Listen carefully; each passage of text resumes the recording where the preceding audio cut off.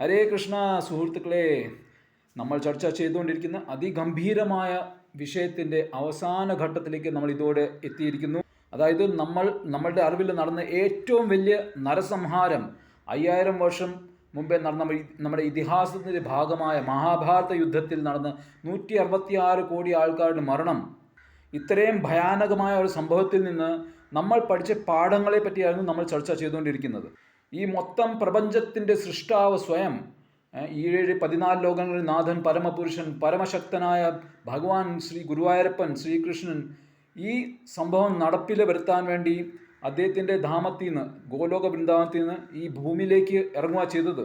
അത്രയും സങ്കീർണമായ ഒരു വിഷയമായിരുന്നു ഇത്, അല്ലേ? നമ്മൾ ഈ സീരീസിലെ രണ്ടാമത്തെ വീഡിയോയിൽ ഇതിനെപ്പറ്റി സംസാരിച്ചായിരുന്നു. അപ്പം കഴിഞ്ഞ വീഡിയോകളിൽ നമ്മൾ ഇതിൽ നിന്ന് പഠിച്ച 3 പാഠങ്ങളെ പറ്റി സംസാരിച്ചു. അതിൽ മൂന്നാമത്തെ പാഠം എന്തുവായിരുന്നു? മൂന്നാമത്തെ പാഠം, ഈ ഭൗതിക ലോകത്തിൽ, ഈ കാരാഗൃഹത്തിൽ, ഈ ജയിലിൽ, ഈ മൃത്യുലോകത്തിൽ ഒരാളെ എത്ര നല്ലവനാണെങ്കിലും, എത്ര സൽസ്വഭാവി ആണെങ്കിലും പൂർണ്ണമായിട്ടും ദുഃഖങ്ങളും കഷ്ടങ്ങളിൽ നിന്നും മുക്തനായിട്ട് ജീവിക്കാൻ പറ്റില്ല. അതായത് ഈ കാര്യങ്ങളെ പൂർണ്ണമായിട്ട് ഒഴിവാക്കി ജീവിക്കാൻ പറ്റില്ല. പാണ്ഡവന്മാർ, ഭഗവാന്റെ പരമഭക്തന്മാരായ പാണ്ഡവന്മാർ, വളരെ സൽസ്വഭാവികളായ പാണ്ഡവന്മാരുടെ ഉദാഹരണം നൽകി ഭഗവാൻ ഈ കാര്യം വ്യക്തമാക്കുക ചെയ്തത്. പാണ്ഡവന്മാരുടെ സ്വന്തം മക്കൾ മരണപ്പെട്ടു, ബന്ധുക്കളെല്ലാം തന്നെ മരിച്ചു. പ്രഭുപാദ് പലപ്പോഴും ക്ലാസ്സിൽ പറയായിരുന്നു, this place is not for gentlemen. ഈ ലോകം നല്ല വ്യക്തികൾക്ക് വേണ്ടി ഉള്ള ഒരു ലോകമല്ല. ഭഗവാന്റെ എതിരെ വിദ്രോഹഭാവം, ഒരു വിമർശനഭാവം വയ്ക്കുന്ന ആൾക്കാർക്ക് വേണ്ടിയുള്ള ഒരു ലോകമാണിത്. ഭഗവത്ഗീതയിൽ ഒരു വാക്ക് ഉപയോഗിക്കുന്നുണ്ട്, അധമന്മാരുടെ ലോകമാണിത്. അപ്പം നല്ല വ്യക്തികൾ എവിടെയാണ് താമസിക്കേണ്ടത്? നല്ല വ്യക്തികളുടെ ലക്ഷ്യം എന്തുവായിരിക്കണം?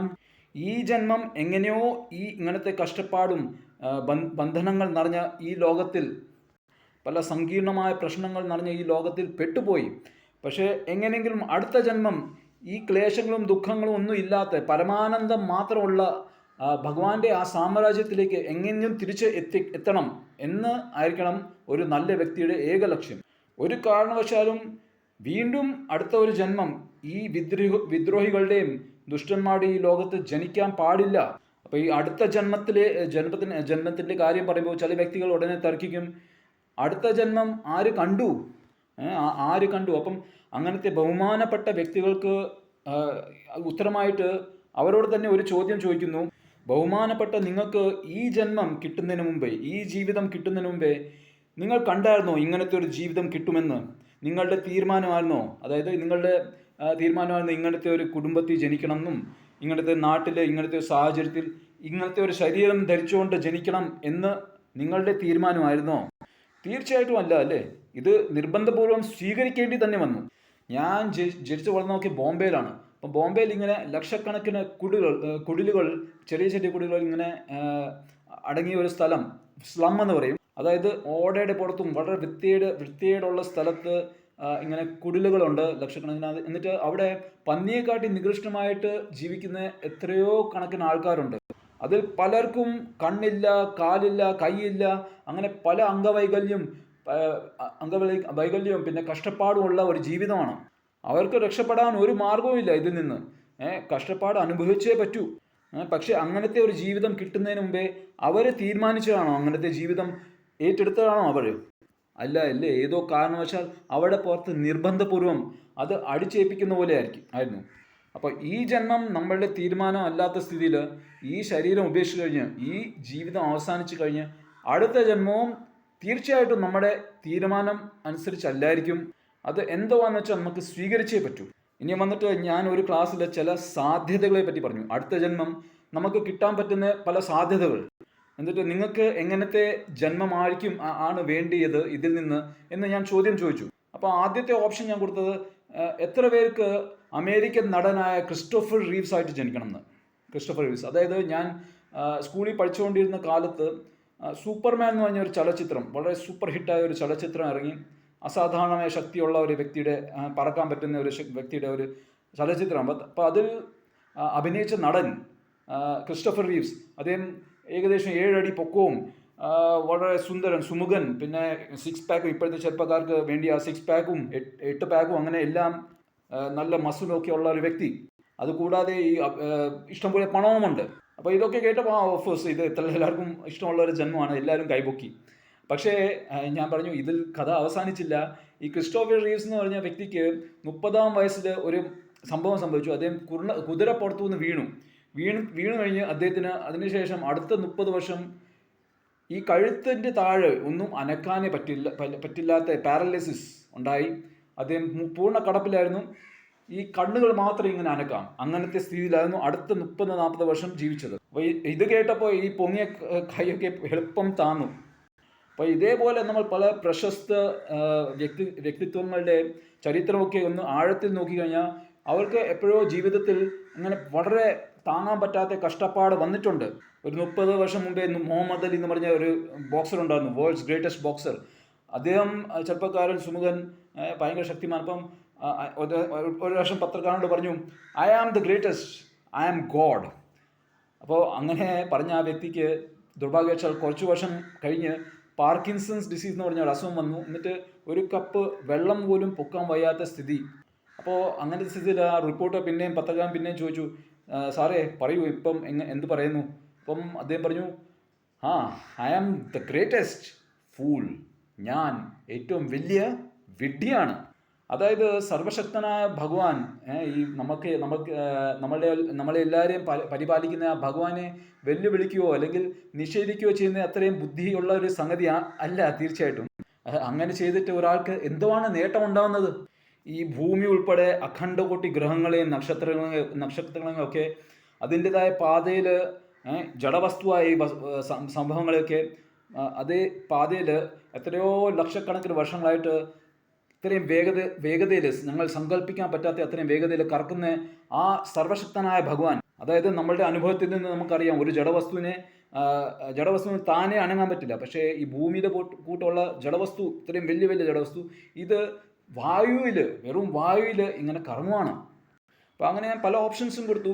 രണ്ടാമത്തെ ഓപ്ഷൻ കൊടുത്ത് ഇന്ത്യയിലെ വളരെ ധനിഷ്ഠനായ ഒരു വ്യക്തിയുടെ മോനായിട്ട്, അതായത് അപ്പം ഒന്നും പണി ചെയ്യേണ്ട ധനിഷ്ഠനായ ഉള്ളതുകൊണ്ട് അതും പലർക്കും ഇഷ്ടമുള്ള ഒരു ജന്മമായിരിക്കും. പക്ഷേ അതിലൊരു പ്രശ്നമുണ്ട്. ആ മോൻ എന്ന് പറഞ്ഞാൽ ഒരു കസേരയൊന്നും പോരാ, 4-5 കസേര വേണം, അത്രയും സൈസുണ്ട്. പിന്നെ അതുകൂടാതെ സംസാരിക്കുമ്പോൾ അബോധന്മാരുടെ കൂട്ടാണ് സംസാരിക്കുന്നത്. പിന്നെ ഞാൻ ചോദിച്ചു, ഒരു ചാരനായിട്ടായിരിക്കും ജനിക്കണം, അതായത് സ്പൈ. ഈ ചില മൂവീസൊക്കെ ഉണ്ട്, ചലച്ചിത്രമുണ്ട്, അതിൽ ഈ സ്പൈസിനെ ഒത്തിരി പുകഴ്ത്തി അങ്ങനെ കാണിക്കുന്ന ചില മൂവീസ്. പക്ഷേ അതിലാരും കൈപൊക്കില്ല. എന്താണെന്ന് വെച്ചാൽ എല്ലാവർക്കും അറിയാം ഏകദേശം ഒരു ചാരനെ അല്ലെങ്കിൽ സ്പൈനെ പിടിച്ചു കഴിഞ്ഞാൽ ശത്രുപക്ഷത്തിലുള്ള ആൾക്കാർ പിടിച്ചു കഴിഞ്ഞാൽ പിന്നെ ഭയങ്കര ടോർച്ചർ ചെയ്താണ് കൊല്ലുന്നത് അല്ലേ. ഓരോ നഖവും ഇളക്കി, കണ്ണും ഇളക്കി, ഈ തൊലി അങ്ങനെ വലിച്ചെടുത്ത് അങ്ങനെ പല രീതിയിലും താങ്ങാൻ പറ്റാത്ത വേദന കൊടുത്ത ആ ചാരനെ കൊല്ലുക ചെയ്യുന്നത്. പക്ഷേ ആ ചാരൻ സ്വയം മനഃപൂർവ്വം അങ്ങനത്തെ ഒരു തൊഴിൽ അല്ലെങ്കിൽ അങ്ങനത്തെ ഒരു സാഹചര്യം തിരഞ്ഞെടുത്തതല്ല, അതിലങ്ങ് പെട്ടുപോയാ ചെയ്തത്. അപ്പം അങ്ങനെ നോക്കിക്കഴിഞ്ഞാൽ മനുഷ്യന്മാരുടെ ഇടയിൽ തന്നെ ജനിച്ചാൽ ഒരു 1000-കണക്കിന് സാധ്യതകളുണ്ട്. പക്ഷേ ശാസ്ത്രം വഴി നമ്മൾ മനസ്സിലാക്കുന്നു, മനുഷ്യനായിട്ട് ജനിക്കുന്ന സാധ്യത മാത്രമല്ല, നമുക്ക് ഇതിന് താഴെ അങ്ങോട്ട് വീഴാം. അതായത് മൃഗയോനിയിലേക്ക് വീഴാം. ഒരു പട്ടിയോ പൂച്ചയോ എലി പാറ്റ അങ്ങനെ ഈ ജന്തുക്കളൊക്കെ കഴിഞ്ഞ ഏതോ ജന്മത്തിൽ മനുഷ്യനായിരുന്നു. പക്ഷേ ആ പദവിയിലിരിക്കുമ്പോൾ ഒരു മനുഷ്യനായിട്ട് ജനിക്കാനുള്ള അവസരം നൽകിയപ്പോൾ ആ പദവിയിൽ ആ ഒരു സ്ഥാനത്തിൽ പ്രതീക്ഷിക്കുന്ന ഉത്തരവാദിത്വം നിർവഹിക്കാത്തതുകൊണ്ട് അതിൽ നിന്ന് താഴെ വീഴുക ചെയ്തത്. ഇന്നത്തെ 84 ലക്ഷം യോനിയുണ്ട്. അതിൽ പട്ടി പൂച്ച ഇതൊക്കെ വരും. ഇത് മാത്രമല്ല, ഇവിടത്തെക്കാട്ടി 1000 മടങ്ങ് കഷ്ടപ്പാടും ദുഃഖവും പീഡനവും സഹിക്കേണ്ടി വരുന്ന നരകലോകങ്ങളുണ്ട്. ഈ ആകാശത്തിൻ്റെ അപ്പുറം ഇത്രയും ലക്ഷക്കണക്കിന് ഗ്രഹങ്ങളും നക്ഷത്രങ്ങളും ഒക്കെ ഉണ്ട്. അതിൽ പലതും നരകഗ്രഹങ്ങളാണെന്ന് നമ്മൾ ശാസ്ത്രം വഴി മനസ്സിലാക്കുന്നു. അപ്പം ഈ സാധ്യതകളൊക്കെ പരിശോധിച്ച് കഴിഞ്ഞപ്പോൾ എല്ലാവർക്കും ബോധ്യമായി, ഈ ലോകത്തിൽ ജനിക്കുന്ന അത്ര നല്ലൊരു കാര്യമല്ല. ഈ ലോകത്തിൽ ഒരു ദേവനായിട്ട് ജനിച്ചാൽ വരെ, ദേവേന്ദ്രനായിട്ട് ജനിച്ചാലും ദേവേന്ദ്രൻ എപ്പോഴും അസുരന്മാരുടെ ഭയമുണ്ട്. അപ്പോൾ നമ്മളെ സംബന്ധിച്ച് ഒരു നല്ല തീരുമാനം എന്തുവാണ്? ഏതൊരു വ്യക്തിയെ സംബന്ധിച്ച് നല്ല തീരുമാനം എന്തുവാന്ന് വെച്ചാൽ, ഭഗവാന്റെ സൃഷ്ടിയിലെ 75% നല്ല വ്യക്തികൾ താമസിക്കുന്ന ആ ദുഃഖങ്ങളും ക്ലേശങ്ങളും ഇല്ലാത്ത ആ സാമ്രാജ്യത്തിലേക്ക് തിരിച്ചു പോവുക, അവിടെ താമസിക്കാനുള്ള ലക്ഷ്യം വയ്ക്കുക. അതാണ് ഒരു നല്ല തീരുമാനം. ഭഗവാന്റെ എതിരെ നിന്ന് ഭഗവാനെ വിദ്രോഹിക്കുന്ന 25% ആൾക്കാരാണ് ഈ ഭൗതിക ലോകത്തിൽ ചുറ്റിക്കറങ്ങുന്നത്. അപ്പോൾ എങ്ങനെയെങ്കിലും ഇതിൽ നിന്ന് രക്ഷപ്പെടാനുള്ള ഒരു മാർഗം കണ്ടുപിടിക്കുക.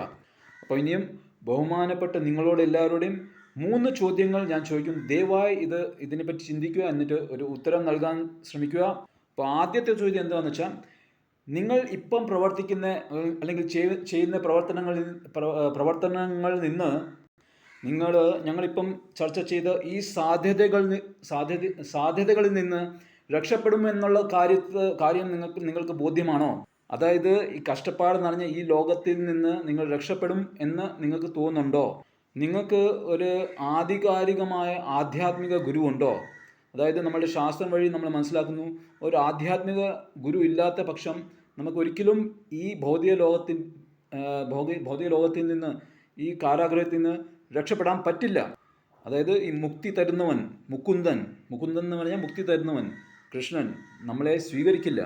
അപ്പം നിങ്ങൾക്ക് ഈ ടെക്നിക്ക് മനസ്സിലായിട്ടുണ്ടോ? എങ്ങനെ ഈ ലോകത്തിൽ ജീവിക്കുമ്പോഴും സാധാരണ സുഖങ്ങളൊക്കെ അനുഭവിച്ചുകൊണ്ട്, കുടുംബ സുഖവും ബാക്കി സുഖങ്ങളൊക്കെ അനുഭവിച്ചുകൊണ്ട് അതേസമയം ആ പരമ ഉന്നതമായ പദവിയിലേക്ക് ഈ ജന്മം കഴിഞ്ഞ് എത്തുന്ന ആ രീതിയിൽ എങ്ങനെ പ്രവർത്തിക്കണം, അതിനുള്ള ടെക്നിക്ക് നിങ്ങൾ മനസ്സിലാക്കിയിട്ടുണ്ടോ? നമുക്ക് ആർക്കും തന്നെ ഒരു ഉറപ്പില്ല നമ്മൾ എത്ര കാലം ജീവിക്കും എന്ന്. നാളെ എന്ത് സംഭവിക്കുമെന്ന് നമുക്കറിയില്ല. മരണം എപ്പം വരും എന്നുള്ള കാര്യം ആർക്കും ഒരു നിശ്ചയമില്ല. അപ്പോൾ അങ്ങനത്തെ എന്തെങ്കിലും സംഭവിച്ചാൽ, അകാല മരണം അല്ലെങ്കിൽ നമ്മൾ പ്രതീക്ഷിക്കാതെ അങ്ങനെ സംഭവിച്ചാൽ, നമ്മൾ ആ അവസ്ഥയിൽ എത്തിയിട്ടുണ്ടോ? ഈ ലോകമല്ലാതെ ആത്മീയ ലോകത്തിൽ അടുത്ത ജന്മം ഉണ്ടായിരിക്കും, ആ ഒരു അവസ്ഥയിൽ എത്തിയിട്ടുണ്ടോ? ആ ഒരു പാതയിലെങ്കിലും നമ്മൾ ദൃഢമായിട്ട് സഞ്ചരിക്കുന്നുണ്ടോ? അത് ബോധ്യമാണോ? ഓക്കെ, അപ്പം ഇനി വന്നിട്ട് രണ്ടാമത്തെ ചോദ്യം. ഈ ടെക്നിക്ക് നിങ്ങൾ മനസ്സിലാക്കിയിട്ടില്ലെങ്കിൽ, ഈ കാര്യങ്ങൾ, ഈ ജ്ഞാനം നിങ്ങൾക്ക് ഇല്ലെങ്കിൽ, അതായത് ഭഗവത്ഗീതയിലെ കാര്യങ്ങളും ശ്രീമദ് ഭാഗവതത്തിലെയും ഈ പറഞ്ഞ കാര്യങ്ങൾ നിങ്ങൾക്ക് അതിനെപ്പറ്റി അറിവില്ലെങ്കിൽ, നിങ്ങളുടെ ഏറ്റവും അടുത്തുള്ള ആധികാരികമായ ഹരേ കൃഷ്ണ പ്രസ്ഥാനം അല്ലെങ്കിൽ ഇസ്കോണിൻ്റെ ഏതെങ്കിലും സെൻറ്ററിൽ നിത്യമായിട്ട് പോയി അവിടുത്തെ സത്സംഗത്തിൽ പങ്കെടുത്ത് ആഴ്ചയിൽ ഒരു ദിവസം മാത്രം പങ്കെടുത്ത് ഈ കാര്യങ്ങൾ മനസ്സിലാക്കാനുള്ള ഒരു ശ്രമം എടുക്കാൻ പറ്റുമോ? ഇത് ഉടനെ ചെയ്യേണ്ട ഒരു അത്യാവശ്യം നിങ്ങൾ മനസ്സിലാക്കുന്നുണ്ടോ? അതായത് നമ്മളുടെ ശ്വാസം എപ്പം നിൽക്കും എന്നറിയില്ല. നമുക്ക് ഇനിയും ഇങ്ങനത്തെ ഒരു കഷ്ടപ്പാട് ഒഴിവാക്കണം. അപ്പോൾ ഇതിൻ്റെ ഒരു അർജൻസി നിങ്ങൾ മനസ്സിലാക്കി അതനുസരിച്ച് പ്രവർത്തിക്കാൻ നിങ്ങൾ തയ്യാറാണോ? ഇനിയും വന്നിട്ട് മൂന്നാമത്തെ ചോദ്യം എന്താണെന്ന് വെച്ചാൽ, നിങ്ങൾക്ക് ഈ വീഡിയോ സീരീസ്, ഈ ചർച്ചാ വിഷയം ഉള്ള വീഡിയോകളൊക്കെ പ്രയോജനകരമാണെന്ന് നിങ്ങൾക്ക് തോന്നുവാണെങ്കിൽ, ഒരു ചെറിയ പ്രചാരകനായി മാറി ശ്രീ ഗുരുവായൂരപ്പൻ്റെ സംപ്രീതിക്ക് വേണ്ടി ഈ വീഡിയോസൊക്കെ നിങ്ങൾക്ക് അറിയുന്ന 5 പേർക്കെങ്കിലും പാസ് ചെയ്തിട്ട് സെൻഡ് ചെയ്തിട്ട് അയച്ചിട്ട് അവരുടെ വ്യക്തിപരമായ അഭിപ്രായം അല്ലെങ്കിൽ അവരുടെ ഈ ചോദ്യങ്ങളുടെ ഉത്തരങ്ങൾ നിങ്ങൾ അവരോട് ചോദിച്ച് മനസ്സിലാക്കാൻ പറ്റുമോ? നമ്മളുടെ ധർമ്മത്തിന് വേണ്ടി, നമ്മളുടെ ഗുരുവായൂരപ്പൻ്റെ സംപ്രീതിക്ക് വേണ്ടി ഇങ്ങനത്തെ ചെറിയൊരു സേവനം നിങ്ങൾക്ക് ചെയ്യാൻ പറ്റുമോ? എന്നിട്ട് എന്നെ അറിയിക്കാനും പറ്റുമോ? എത്ര പേരോട് നിങ്ങൾ ഈ കാര്യം ചോദിച്ചു, വ്യക്തിപരമായിട്ട് സംസാരിച്ചു? നിങ്ങളുടെയൊക്കെ ക്ഷമയ്ക്ക് വേണ്ടിയും സഹകരണത്തിന് വേണ്ടിയും ശ്രീ കൃഷ്ണ ബലരാമന്മാർ നിങ്ങളെല്ലാവരെയും അനുഗ്രഹിക്കട്ടെ. ഹരേ കൃഷ്ണ. രാധേ രാധേ.